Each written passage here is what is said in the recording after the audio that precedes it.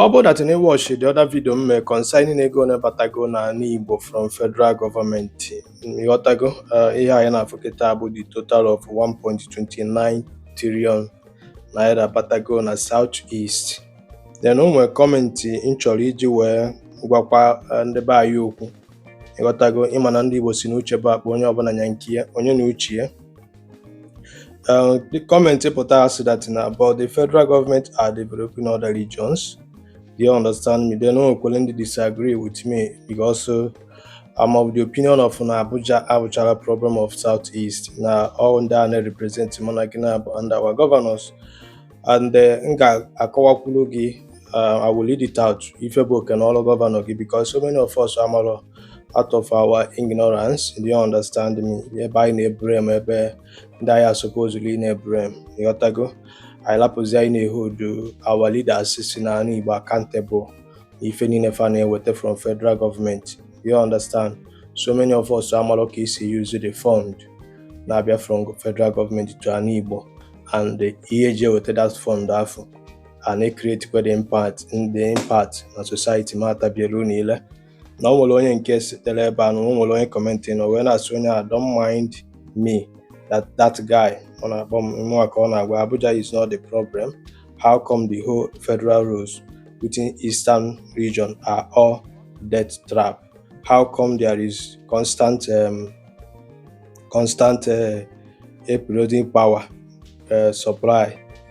Come insecurity. How come insecurity and worsen every single day? Now, when we enjoy in get the assignment, you go to Google. Google onye bụ the Minister of Wars na Nigeria. Nwanne m na Gina bụ from Ebonyi State, the former governor of Ebonyi State bụ David Omahie. Do you understand me? But before I continue, onwere ife nchọrọ ịgụpụtara gị ebe a before we land up ife nchọrọ ikwu ebe a. Achọrọ m ịgụpụtara gị ife bụ oke na ọlụ gọvanọ na-achị gịnị ka gị nwa male mana mma na-akọwala gị ịchọrọ no problem. Let us keep on jumping up and down instead of holding our leaders accountable. Ka anyị nọrọ buru emuba ndị nwere ife gbasara anyị nafa ụmụkwelu kama na kefa ga-eme the little governors will do more. Do you understand? But I fukwa nke afọ ga-eme anyị agbakwaga like federal road afọ mana ajụọ na gị kịta si go to Google ka ị mara onye bụ Minister of Wars Nigeria ejuzi onwe gị the reason why o ji wee gbakọta mụ na gị azụ, but I will come to that later. Now, Governor Gibu Chief Executive of the state.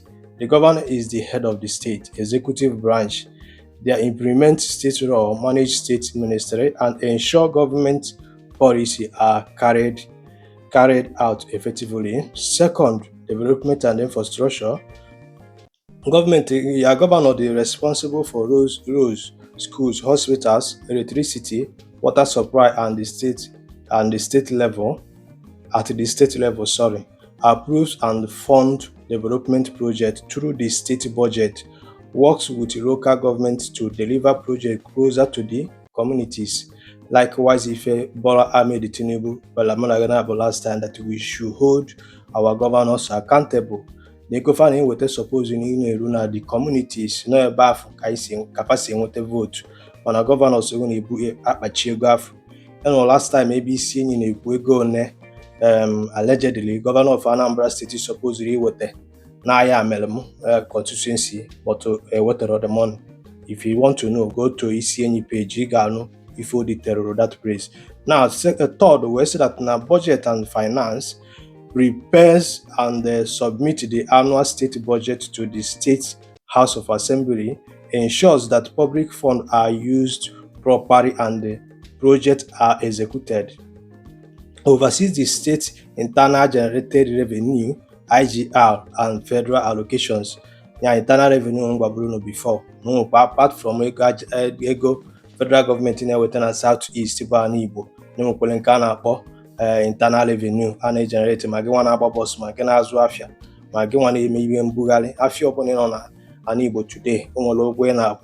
Then I fourth always education and the health. Views and fund primary and secondary schools, while federal handles university. Improve healthcare facility like general hospital and health centers. Launches programs for teachers and welfare, scholarship and healthcare access. 5. Security and law enforcement. As the Chief Security Officer CSO of the state, works with a police, military, and the local vigilante group to maintain peace.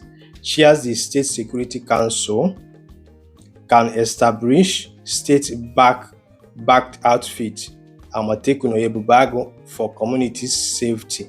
Like kita na nke gọvanọ anyị chara nwa Mgbafọ wepụtara na Anambra State. 6. Political and administrative leadership appoints commissioners and special advisors and heads of agencies. Signs bill passed by the State House of Assembly into state law. Represent the state in national meetings and negotiate with the federal government. 7. Welfare and empowerment. Create youth and the women empowerment program, support agriculture and the entrepreneurship and social welfare schemes, help attract investors and partnership to the state. Ifeabu Okenolu, you are governor. So, ọ ya bụ mpụta sometime na-akọwale gị ka ịghọta ife bugodo Okenolu gọvanọ gị. Ife a mụ na gị na-abụ ya bụ gọvanọ na-asị na Abuja bụ the problem. Abuja abụchalụ the problem. Now, like ịbịa kịta na ife gbasara senator kịta, ịma the purpose senator ji nọrọ ebe ahụ, don't know, but that will be a story for another day. Representative go nọ na Abuja, you don't know the reason why eji wee nwee that representative. You understand me? Sometimes m na-akọwara gị ife ige ntị iji na emotion gị were gị ife na-ege. Or nkwuchi if you don't subscribe to ife na-ekwu, do your own findings and your own research. Do you understand me? Governors again when Bembosova cry out to say na federal government ji their allocation. A na-apọmpụrụ ndị ego. Ajụjụ ị ga na-ajụzi onwe gị bụ kedu ife ejide atị na-eme, ha na-ekreti the impact. Ekenekwenụ m unu, ka emesịa.